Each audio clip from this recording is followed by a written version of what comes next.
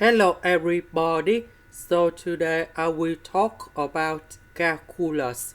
The topic today is about integration. So now I will show you how to answer. We need to use about integration by substitution.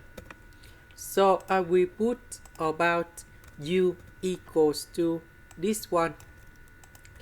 Later that, we need to do first derivative for the both sides.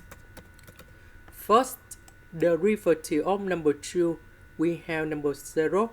First derivative of this one, we have negative number 9 over s squared dx.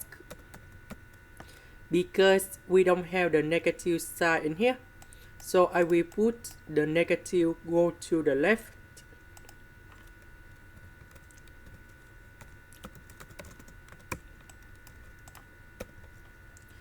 This one we change by u. This one we change by negative du. And now we have the final answer. The integration of u to the power of n du. We got about u to the power of n plus 1 over n plus 1, and I will put about c. Now we can apply the formula in here. So we have u to the power of 4 over 4, and I will put about c. About u, that is about this one.